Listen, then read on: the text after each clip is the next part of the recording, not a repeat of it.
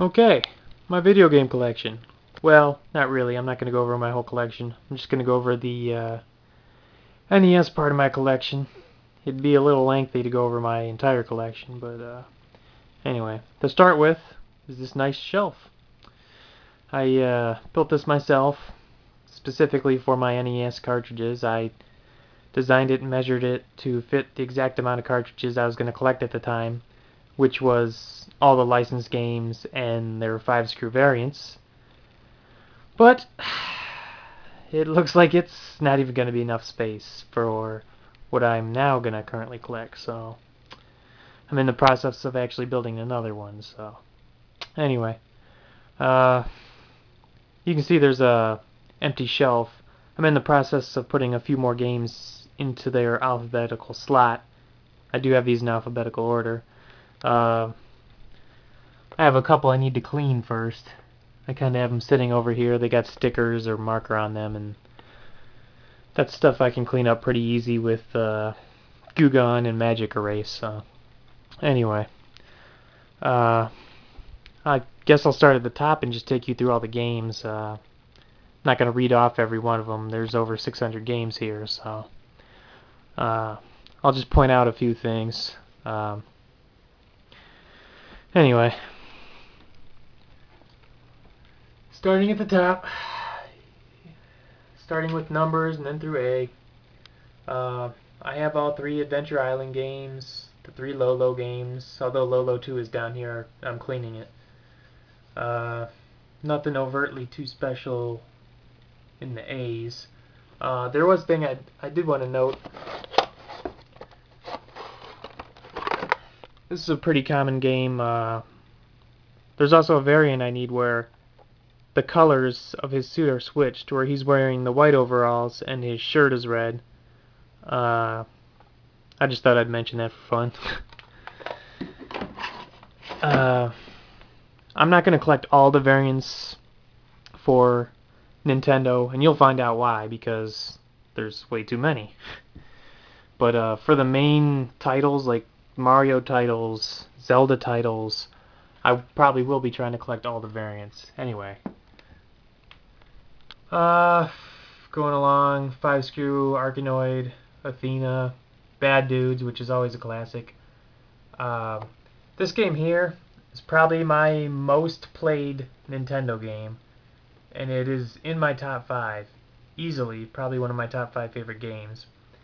It's not any better than any other baseball game for the NES necessarily, but it's the one I grew up on, it's the one I mastered, so it's kind of one of my favorites.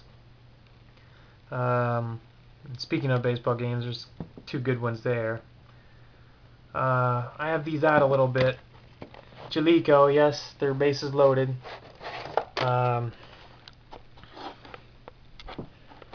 reason I have these out, I'm going to see if I can...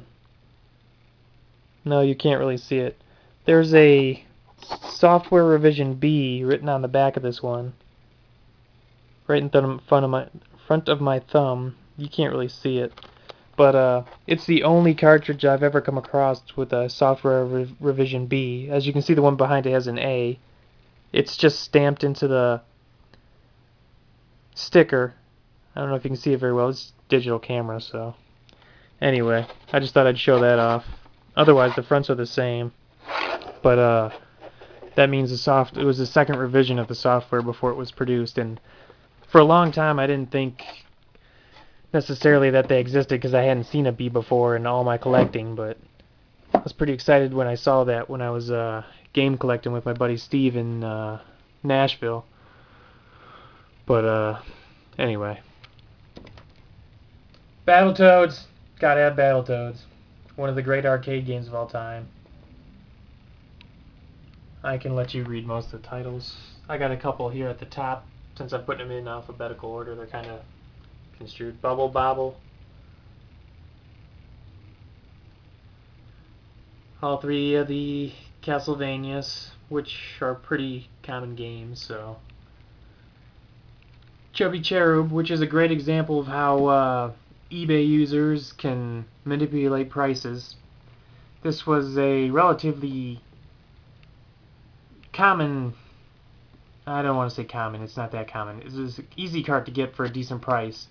And someone a couple months ago bought all of them that were on eBay. And that kind of jumped the price up. So, and that happens a lot, especially lately when people are kind of trying to drive the prices up of certain games. If they'll see there's only a dozen or so of that game on eBay, they'll buy all of them. And then put one back up for some high buy it now or something like that. It kind of hurts the prices, but the box and manual for this are absurdly rare. Or not the manual, but the box for this is absurdly rare, but the card itself isn't, so, but it's a higher price now, so. Contra,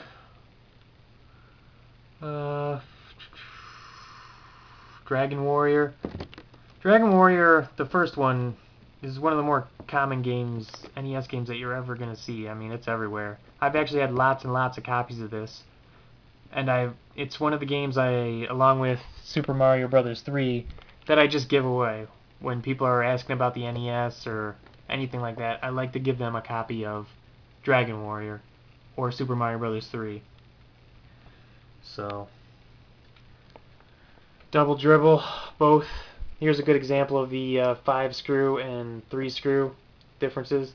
These are put together with 3 screws and 2 tabs, whereas the older versions are put together with 5 screws, so there's no tabs on the top, so you can see the difference there. Yeah, I have a nice article about that too that I wrote. It's on my website, retrogamery.com. It's just 5-screw and 3-screw games, so check that out if you're interested in something like that. Final Fantasy, gotta love that. This is Gauntlet. This is one of 3 Tengen games that were actually licensed games for the NES before they started making unlicensed games. As you can see, it's the standard gray cart. This is before they pissed off Nintendo. By the way, I also wrote an article about that. Tengen and their little battle with Nintendo. As you can see, they went ahead and put one on their own cart too. Gauntlet, Pac-Man, and RBI Baseball being the ones that are on both licensed and unlicensed for Tengen. But anyway. Guardian Legend. This is another one of those things where the market is so volatile sometimes with NES games. I'm sure a lot of you are familiar, if you're watching this, with the Angry Video Game Nerd, Nintendo Nerd. He's a little bit on hiatus somewhat now, but the guy filling in for him did a series or video about underrated games and put this as #1. And immediately they all disappeared off eBay. People bought them. They started selling for like $20. And this really is one of the most common games you will find anywhere. So it was kind of ridiculous. But that only lasted a couple weeks as expected because it is one of the most common games. So now they're back down to like $5 or something, which is still probably higher than what you'd want to pay given how common they are. But that just kind of gives you an idea of how the market... Anyway. Yeah. Jeopardy. Karnov. If you ever find a 5-screw version of this, I want it. Kirby's Adventure, one of the great games ever. Maniac Mansion, classic. Marble Madness, Metal Gear. Mike Tyson's Punch-Out. Of course, if you got a 5-screw of that, I want it as well. Ninja Gaiden or Gaiden, depending on whether or not you've watched the movie The Wizard. I wonder how clear this is coming out. I apologize. It's kind of a digital camera, so... North and South, one of my favorites. A couple versions of Pac-Man. There's actually 3 versions. There's one by Namco. This is the licensed Tengen version, and then there's the unlicensed Tengen version. Power Blade 2 is one of the more notable titles. This usually fetches 100 plus, 90, 100, somewhere in there. I haven't paid attention to the market for it. I actually got this for $10 at the Bowling Green, Kentucky flea market. So it's got front label damage. That's why it's got a little hole. It's probably why it was so cheap. But RC Pro-Am 2, Here's another example of variants. You can see the colors on the end label are different. This was pretty common with these early games, these black gray label games that came out at the beginning. The end colors on the end of the label were different. Rainbow Islands, River City Ransom, along with Bad News Baseball, one of my top 5 of all time. Yeah. These are ones I need to put in the shelf alphabetically still. Okay. A bunch of Sesame Street games. Spelunker. I just like saying that word, so yeah. Star Tropics. Super C, another one of my 5 favorites. So that makes 3 of the 5 we've gone over so far. Of course, the Super Mario Brothers. I think I'll just point out some things real quick. Here's a fun little variant for you. It's kind of 2 versions of this cart. One where the Nintendo Entertainment's in the center, and over here it's on the bottom. And this cart, you can see, has the oval seal, and this one does not have the seal. Most of the games you'll see, when you see games, and some have a seal and some don't, the ones with the seal are newer games. So, just a little variant I thought I'd show you. And the same goes for Super Mario Bros. 2. There's some without the seal, with the seal. This one's a little interesting. I don't know if I'm going to be able to show this real well. Yeah, I guess it's not going to be easy to do. You got the pins down here on the bottom on the chip, and the one on the bottom here, all the pins are there except the center 5 pins. And as you can see, maybe you can see there, they're missing there in the center. And this one on top has them all. This one on top here can be used to make a reproduction of Final Fantasy III, which I do have a reproduction of it on NES. Yes, Final Fantasy 2 and 3 on NES. Glorious. And while I'm showing variants,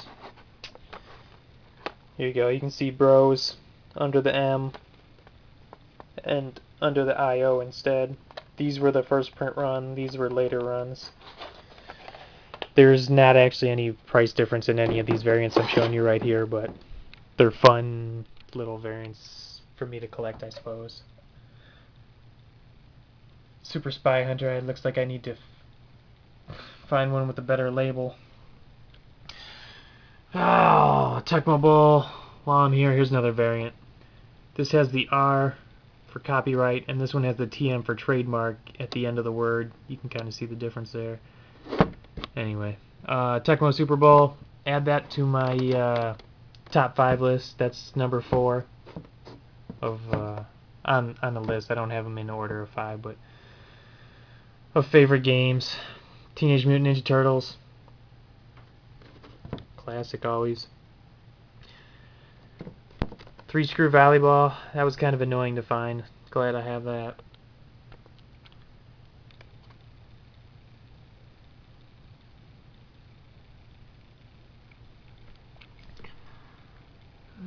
Okay, so now we're getting into some of my better games. Princess Tomato, all 4 Dragon Warriors, Hills Far, Wacky Races, Contra Force, all 6 Mega Men, the 2 Metroid labels, the gray one being the original, the yellow being the later release, Fire and Ice, Battletoads, and Double Dragon, Wizardry 2. This one's kind of weird. Naked Headless Mario fights the Dick Nazis. It's a homebrew, well, it's a hack game. Anyway, Ultima Warriors, Swordmaster, Uncharted, Romance 2, Mario Bros, and Zeldas. I have the later gray release from the classic series Zelda, where the cart's gray, not gold. And I have the gold release.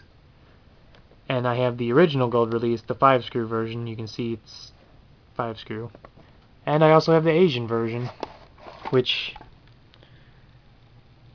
is not in very good shape, but, you know, I thought it'd be neat to have. There's quite a few more Zelda variants actually I need to get. The variants usually involve the seals, you know, the oval seal and the regular seal. For example, you can see this isn't that oval one, it's the round gray one, so.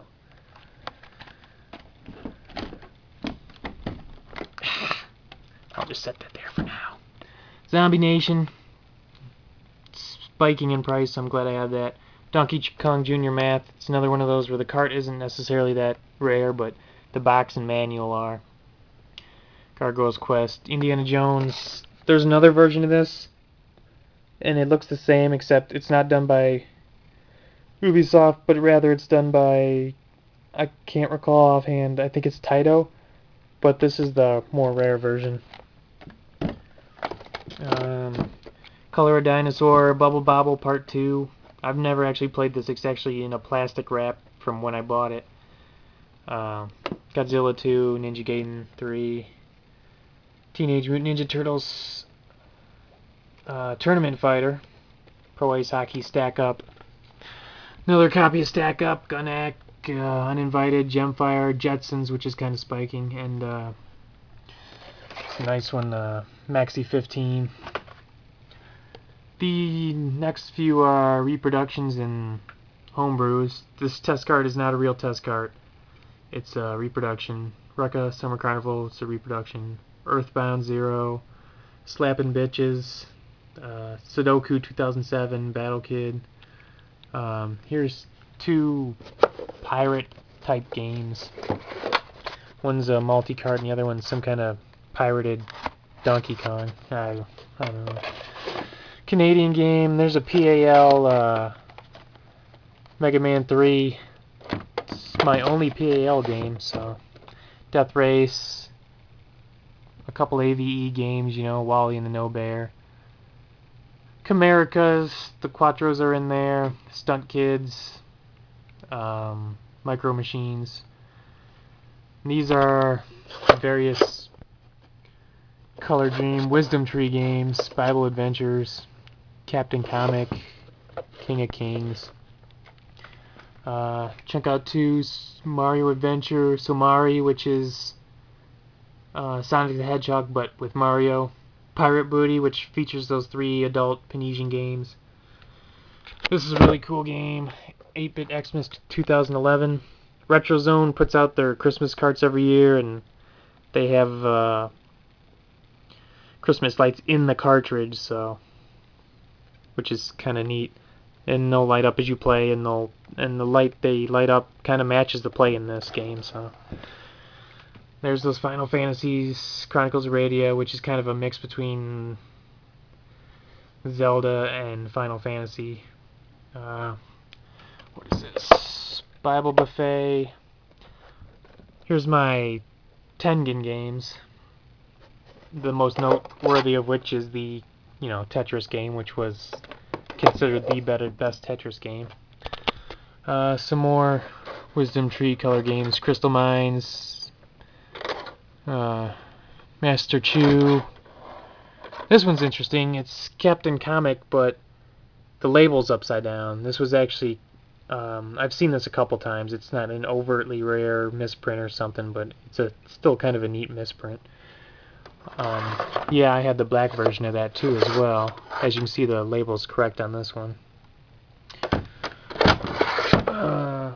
Shockwave, Tag and Dragon.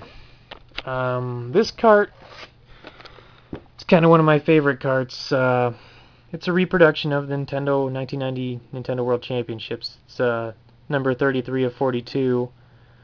They were available at the Portland Retro Gaming Expo.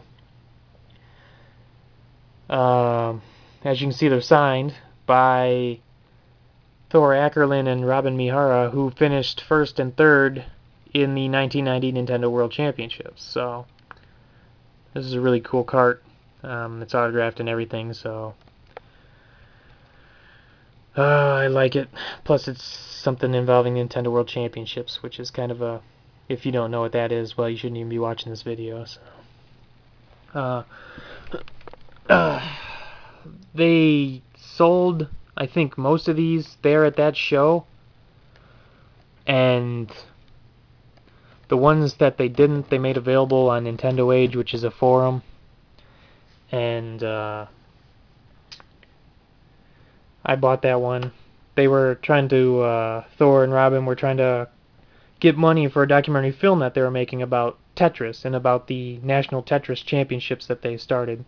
The film was called Ecstasy of Order. It actually is going to be available on DVD for the first time this month, so I'm pretty excited about the chance of going to be able to actually watch it now. So, and that's actually not the only thing I bought from them when they were trying to raise money. I bought this shirt. It's number 35. I think they did it out of 42 as well, and it's signed by both of them. You know, Robin and Thor. I don't know, it's kind of neat. I was thinking about getting a shadow box for this thing and putting it in there since the autograph's kind of starting to fade a bit. I don't know how well it's going to show. And while I'm at showing you Nintendo World Championship stuff, this is a little guest VIP badge that people in Thor's entourage, I guess you could say, you know, wore this and they could go where they were allowed to go with this. I thought it was a neat little piece of NES history, so I felt obligated to get it. Oh, and here's my River City Ransom shirt, since I'm showing you another shirt. That's about it. I got some manuals. I'm not a big collector of manual and boxes. Here's a couple boxes. I kind of trade away the manuals and boxes for more games. So,